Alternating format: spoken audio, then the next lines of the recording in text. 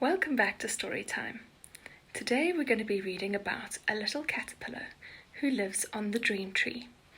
It's by Stephen Cosgrove with the illustrations by Robin James. Enjoy!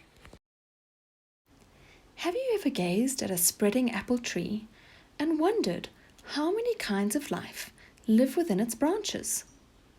There are probably little black ants, funny little spiders, and of course, fuzzy caterpillars. Patty Caterpillar was one of those very same caterpillars who lived in an apple tree at the edge of a large meadow. She was young, furry, fluffy, and most of all, full of mischief. All day long, Patty would scurry along the branches of the tree, wriggling over and under leaves and twigs. Leaves were her favourite things to wriggle over because they always tickled her tummy. One day, as she was slipping and sliding on a branch at the far side of the tree, she came upon a large, perfectly white cocoon nestled among the leaves. Patty studied it, walked around it, but for the life of her could not decide what such a thing would be used for. She was so curious that she began to scurry home to ask her mother.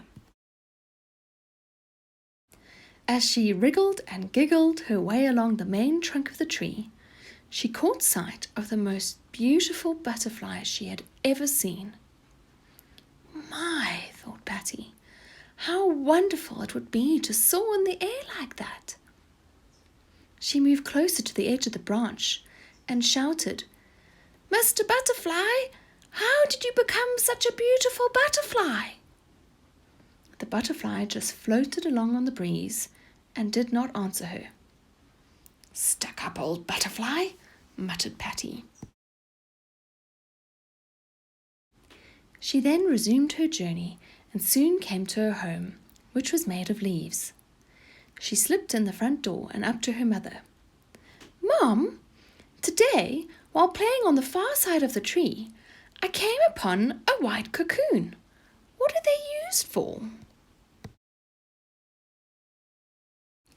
Her mother sat her down on the toadstool couch and said, "Patty, when caterpillars know that it is the right time, they each go and spin their own white cocoon. Then they slip inside and fall asleep. While they sleep, they dream the dreams of the dream tree. When they wake up, they have been transformed into beautiful butterflies." Patty scrunched up her nose and wiggled her antenna. "That's silly," she said. "Who would ever believe that a furry caterpillar would turn into a beautiful butterfly?" "But it's true," said her mother. "Someday, you and I will be butterflies too." Patty thought for a moment. "Then how come butterflies don't fly back and tell us what it is like?" Her mother just smiled and said, "Someday you'll know, Patty. Someday you'll know." Patty jumped down from the couch and scampered outside. "I think I'll just find a butterfly and ask him what it's like," she said. And with that thought in mind, she headed for the branches nearest the outside of the tree.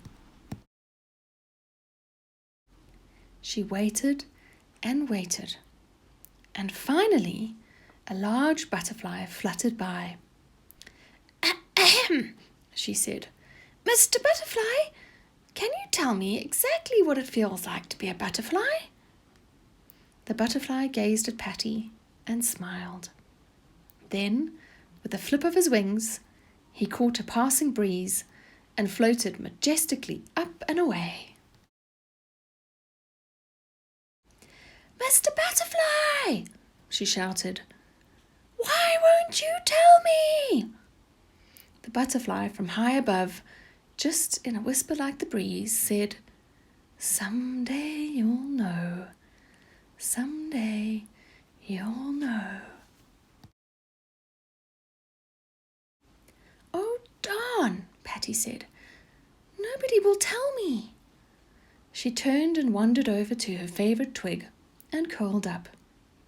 She thought and thought, trying to understand why nobody could tell her what it felt like to be a butterfly. I know what I'll do, she said. When I turn into a butterfly, I'll come back and tell all my caterpillar friends what it's like. Then, contented that she had solved the problem, she closed her eyes and fell asleep in the warm spring sun. For months thereafter, Patty frolicked and played in the tree, but she always kept in mind her promise to herself that when her time came to become a butterfly, she would come back. Then one day, as Patty was skittering along a branch, she suddenly stopped, and her antenna began to quiver. It is time, she thought, for me to go and build my cocoon. She went to the farthest leaf on the farthest branch and spun herself into her cocoon. When she was done, she fell into a long sleep and dreamed the dreams of the dream tree. After many days of resting, she gently woke up and forced her way out of the cocoon. She felt different all over, and she knew that she was now a butterfly. Patty slowly opened her wings and felt the soft summer breeze begin to lift her quietly into the air and away from the tree. Oh, I should go back and tell the others how it feels, she said. But it feels so wonderful to float in the warm wind. She began to drift up and away, enjoying every motion of her wings.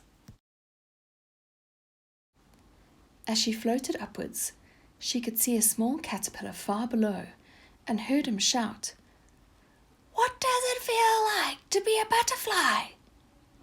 Patty knew what her answer had to be. "Someday you'll know, little caterpillar. Someday you'll know."